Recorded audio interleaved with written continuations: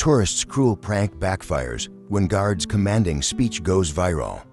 The late afternoon light poured golden over the facade of Buckingham Palace, turning its ivory stone to molten cream. Passers-by paused on the mall, cameras clicking and voices rising in eager chatter, all hoping for a glimpse of that world-famous crimson tunic. Among the sea of tourists stood Sergeant James Cartwright, a stalwart figure of unyielding discipline, his uniform immaculate, his posture carved from tradition. Just before 3 p.m., a sleek black SUV disgorged 3 impeccably dressed visitors onto the palace forecourt. They were Americans, resplendent in designer labels and dripping with entitlement. Leading them was a tall man in an Italian-tailored blazer, sunglasses hiding his eyes but failing to conceal his smug grin. He was eager to find anything to entertain his boozy entourage. Cartwright had been on post since dawn, brushing each brass button to a mirror shine, running his white-gloved hands along the perfectly creased seams. In his 7 years with the household division, he'd stood through blistering sun, Arctic sleet, even torrential monsoon rain, all without so much as a flicker of reaction.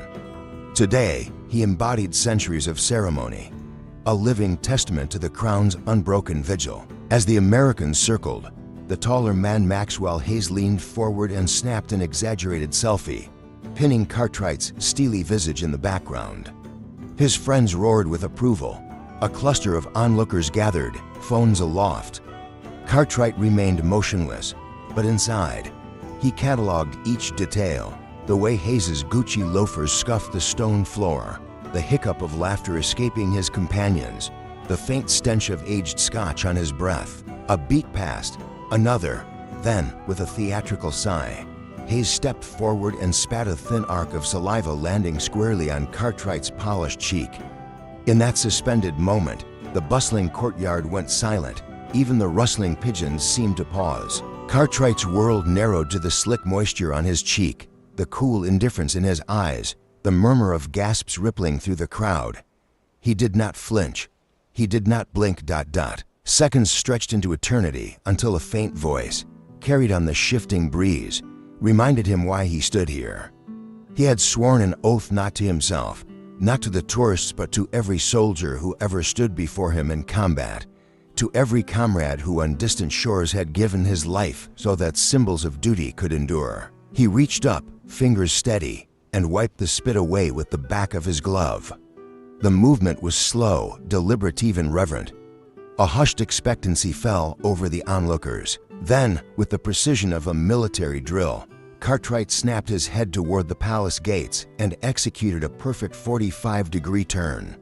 He came to attention, straightened his chin, and rendered a salute so crisp it seemed to cut the afternoon air. Behind him, the guard captain strode forward, face unreadable. At his nod, Cartwright pivoted back to Hayes and, in a voice that bore both the weight of history and the calm authority of a Brit on parade, spoke. "Sir," he began, each syllable clear and measured, "I have served in Her Majesty's Guard for 7 years, standing watch through storms and calm alike. I have felt the weight of my rifle beneath monsoon skies and the burn of sun on a desert outpost. This tunic I wear is more than cloth and thread. It is a living emblem of duty, sacrifice, and honor passed down through generations. You spat upon it, but you cannot soil its legacy." A ripple of stunned silence washed through the courtyard. Hayes's friends lowered their phones, eyes flicking between Cartwright's unwavering gaze and their leader's ashen face. Even the palace pigeons seemed to scatter at the force of that words. Cartwright continued, turning slightly to address the wider audience now gathered. "We stand here every day not as silent statues, but as reminders of the values this nation holds dear: respect, discipline, and unwavering resolve. Those who believe our composure is weakness are sorely mistaken. For true strength lies not in retaliation, but in the courage to remain dignified when provoked." He snapped off his salute. The tapestry of tradition and tranquility he wove in those few sentences enveloped the crowd, searing itself onto every mind. To palace constables, long prepared for any disturbance, now advanced. They slipped behind Hayes, whose bravado had finally drained away, replaced by a pale dread. He tried to protest, but his voice cracked, swallowed by the enormity of what he'd unleashed. As Hayes was led away in handcuffs, the spectators burst into applause, not for violence, but for the unshakable grace of a man who chose words and honor over brute force.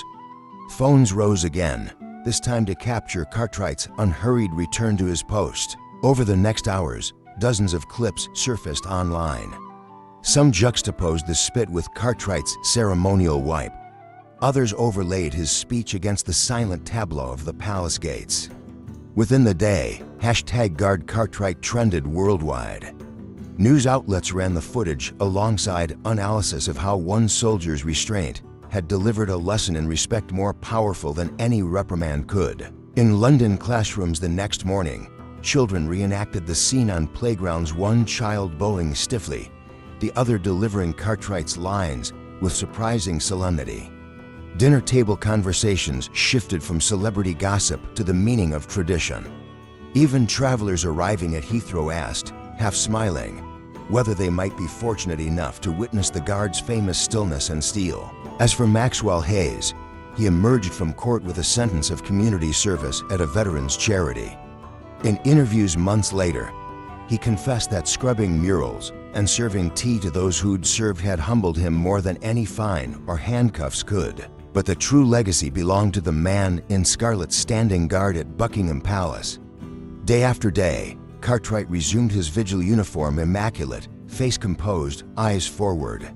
Yet now, in every reflected glance, there was something new, a spark of recognition that duty isn't a costume to be mocked, but a commitment to be honored.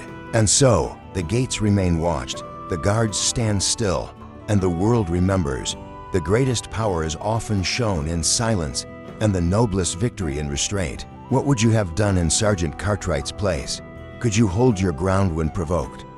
Let us know in the comments, and don't forget to like, share, and subscribe for more stories of honor-tested and integrity. UPHELD.